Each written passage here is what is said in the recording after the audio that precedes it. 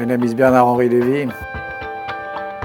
I'm not an economist, so I'm sure I have not a very original, deserving a very specific name position. My position is not so original that it deserves a specific label. No, I think I am a social democrat, as we say in Europe. I believe in free market and I believe in regulations. I believe like Alexis de Tocqueville or like Benjamin Constant or like all the real theoreticians of the liberalism, that liberalism means freedom, free market and so on, but not the freedom of the jungle, of the savage forest. That it means, it needs and it means too some rules, which America knew.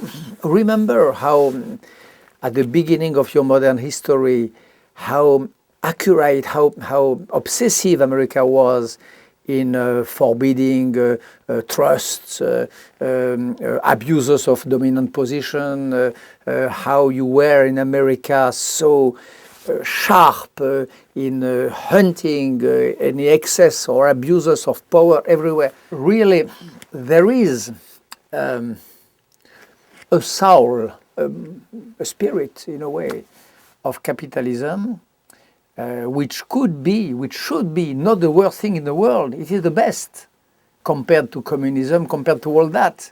Capitalism is really the best, but it has to have a soul.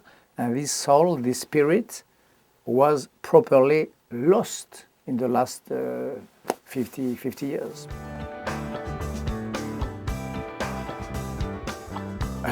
He meant what is happening today in America. This collapse, this edge of abyss in which you are, this incredible greed,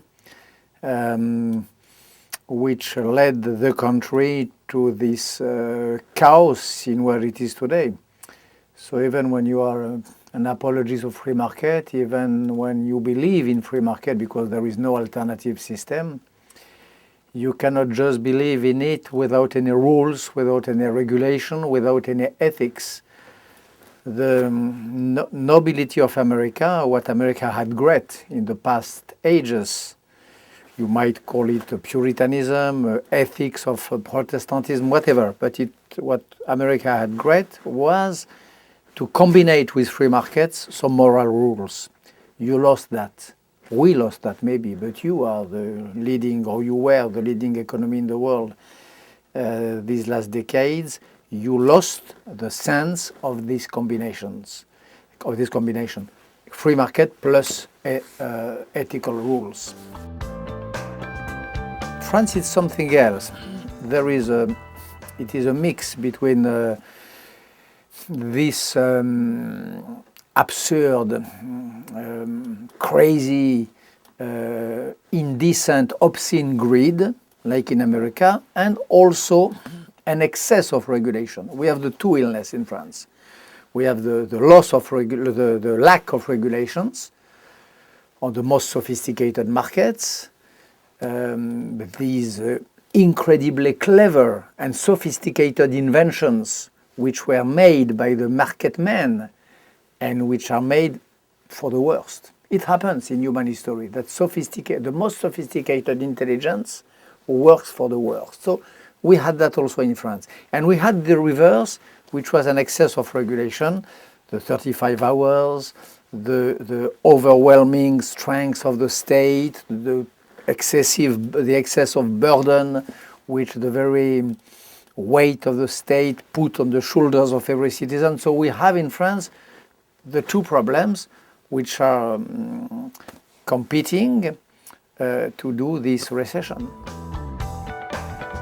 I really believe that what was called communism, which is probably dead, but you have sometimes some living deads. You have some dead who go out of the grave. You can see that in the next times. But communism was not at all a school of solidarity. It was not at all a way of building brotherhood. It was the contrary.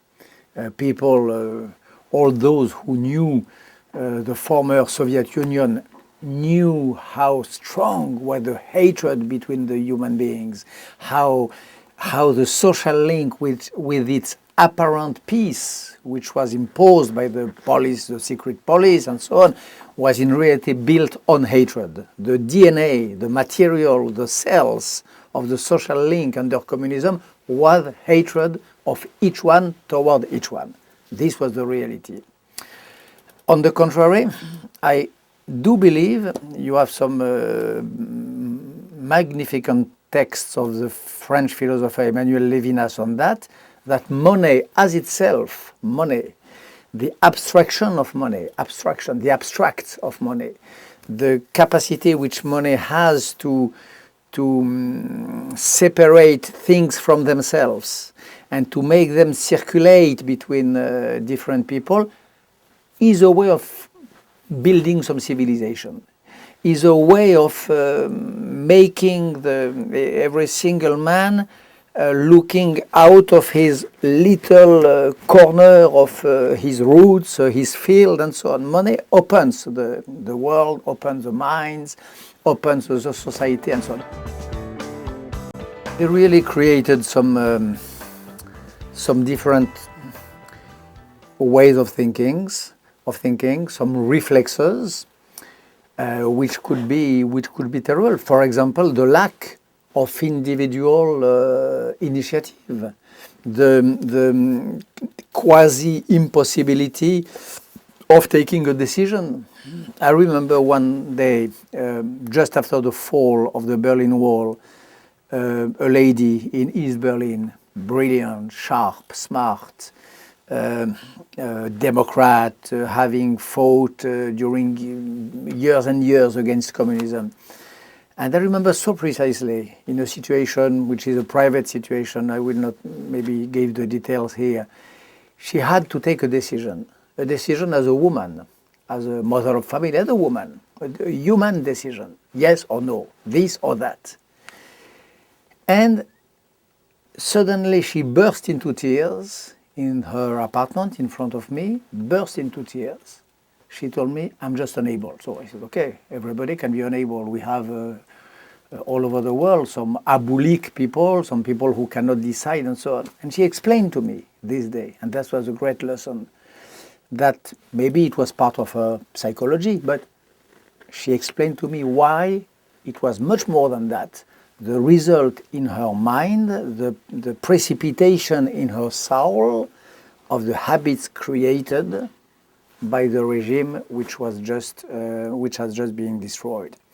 When you have a state which decides everything, when you have a police who is always awake, when you have a big brother who never sleeps, when you are a country of the everlasting light, watching everything and everybody, reflexes change.